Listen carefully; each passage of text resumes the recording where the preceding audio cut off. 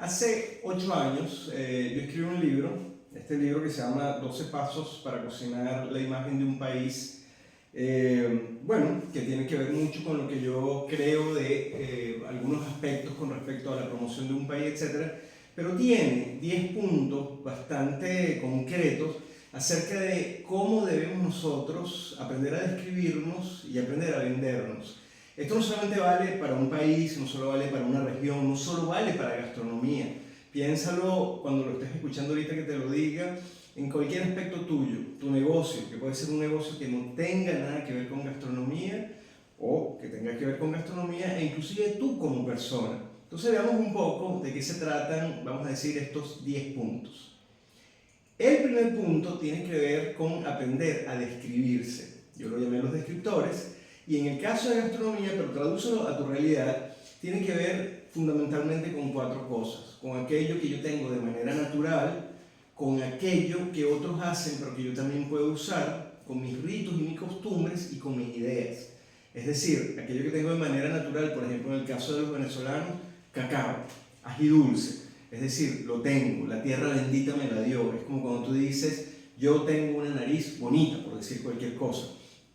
Lo segundo, que tiene que ver con aquello que es lo que otros hacen y yo lo trabajo en comunidad, tiene que ver con usar, por ejemplo, la mermelada que hace un vecino, el chorizo que hace una señora en el campo, qué sé yo, cualquier cosa, el casabe, el ron, el chocolate, y usarlo también para mis cosas. Pero pregúntate tú, ¿qué alianzas puedes hacer tú con otras personas? El tercer aspecto tiene que ver muchísimo con el marco de las ideas, es decir, en el caso de la cocina es el recetario, pero también es un poco qué cosas tienes tú para decirle al mundo. Y el cuarto descriptor tiene que ver con tus ritos. Algunas personas comen con las manos, otras en grupo, otras comen primero, segundo y tercer plato. Es decir, todas personas asocian a su empresa ritos. Pregúntate entonces primero cómo te puedes describir a través de esas 4 cosas. ¿Qué tengo de manera natural? ¿Qué puedo usar, que usen otros, que hagan otros? Es decir, cómo puedo hacer comunión, qué ideas originales estoy generando yo y por supuesto cuáles son los ritos que tengo asociados. El segundo punto de estos descriptores tiene que ver un poco también cómo defiendo yo eso que de alguna manera, digamos, me pertenece. En el mundo de la gastronomía y de las ideas es bien complicado. Cómo se genera el derecho de autor de una receta, etc. Pero también cómo se genera el derecho de autor de aquello que tú estás haciendo, por ejemplo, para la venta. Hay muchas maneras, por ejemplo, en el mundo de la gastronomía hay 2 muy clásicas que son por vociferación.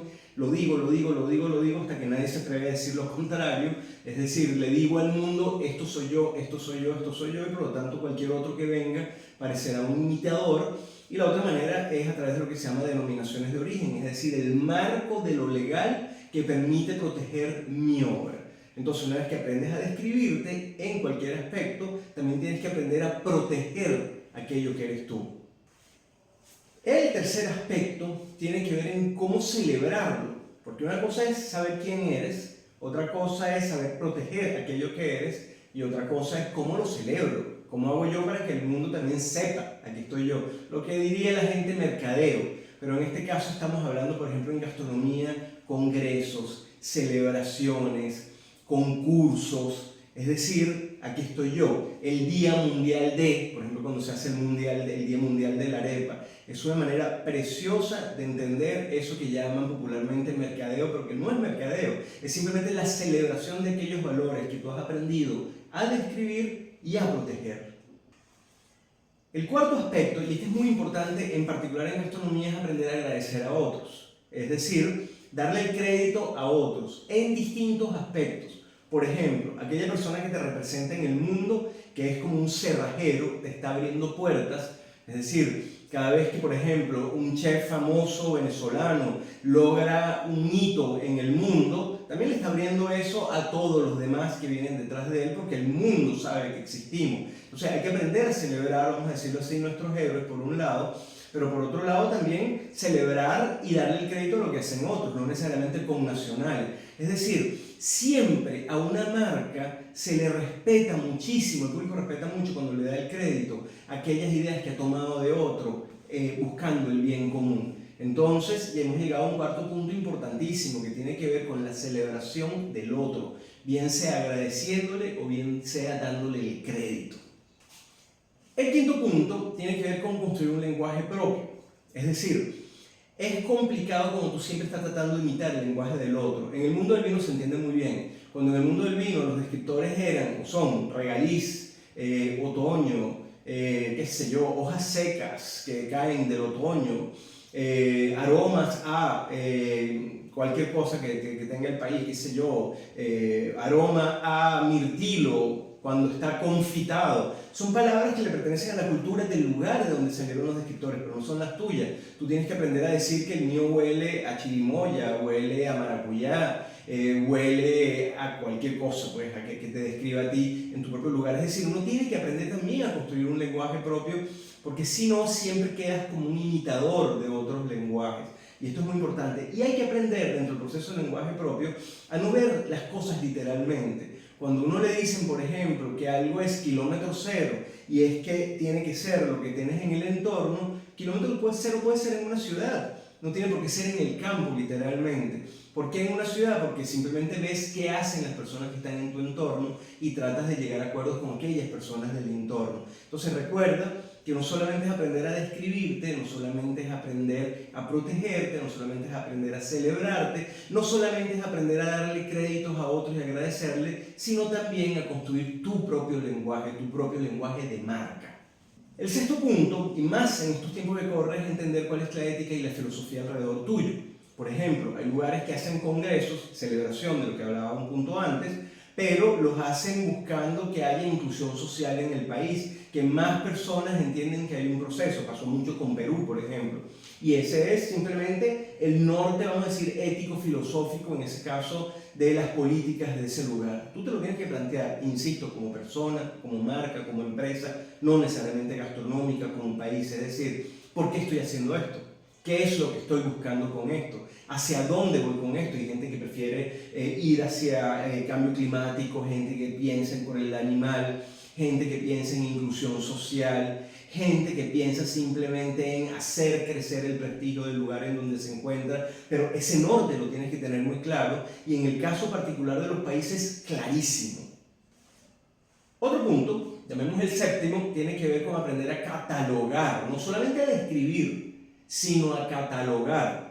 Es decir, cuáles son mis estaciones, cuáles son los eventos que suceden durante el año, cuáles son los festivales durante el año. Es decir, aprender a predecir. Si sé que viene una estación, por llamarla la estación de la sardina, me voy preparando un año antes para los eventos que vendrán de la sardina. Si yo sé que siempre hay el festival, por ejemplo, popular de lo que sea, no lo voy a nombrar porque podrían ser miles, en el mes de marzo yo me voy preparando para toda la celebración de ese proceso que hay ahí. Por eso es tan importante aprender a hacer lo que llaman un catálogo de ritos, de eventos, de estaciones asociadas a lo que tú tienes, y no necesariamente es gastronómico. Vuelvo a insistir, tú puedes tener una tienda de ropa, pero tienes que entender que hay un momento que tienes que empezar a promocionar la ropa de otoño aunque esté haciendo calor, porque viene el otoño. Es un poco así.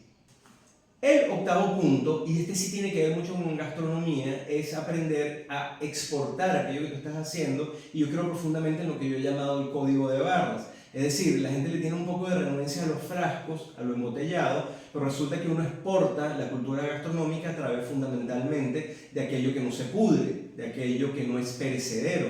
Es decir, cómo se exportó la cultura italiana en el mundo, porque lograron exportar pasta, aceite de oliva, queso parmesano, etcétera, etcétera, etcétera, qué sé yo, pasata de tomate, y todo lo que les acabo de nombrar que exportó una cultura fue porque un industrial lo hizo, lo embotelló y le puso un código de barra. Por eso es tan importante que en general los pueblos aprendan a proteger a su industria, la que embotella literalmente la cultura para la exportación. El noveno y penúltimo punto tiene que ver con la búsqueda de banderas. Ok, ya tenemos todo el marco de lo que yo le he dicho en los 8 puntos anteriores, pero tengo que generar de alguna manera logotipo, por decirlo así. El gran logotipo gastronómico de Venezuela indudablemente es la arepa. ¿Por qué la arepa? Bueno, porque la arepa se puede replicar, porque se puede hacer en muchos lugares, porque le gusta a prácticamente todo el que la prueba, porque es bien universal y el relleno la convierte en algo que podría caber en casi cualquier país, porque todos en un país estamos alrededor de ella y la aceptamos como nuestra. Es decir, tiene todo lo que tiene que tener cualquier bandera, sea tricolor o sea comestible. Pregúntate tú en tu empresa, en ti como persona, en aquello que tú haces, cuál es el elemento, vamos a decirlo así, bandera, aquel que tú tienes que de alguna manera usar para saber que tú estás izándote como empresa, como país, etc. Y finalmente, el 10.º punto tiene que ver, ya lo dije un poco en el punto anterior, a izar la bandera, es decir, ser embajadores de aquello que hacemos nosotros. Es bellísimo cuando cualquier venezolano, por ejemplo, en mi caso yo soy venezolano, fuera de Venezuela se convierte en un embajador, bueno, un poco porque ha también analizado ese pasado a través de los 9 puntos anteriores. Yo te dejo aquí, en el texto de este mismo reel, los puntos que te acabo de describir. Analízalos ni siquiera en el plano gastronómico, analízalo para tu empresa, para tu emprendimiento, para ti.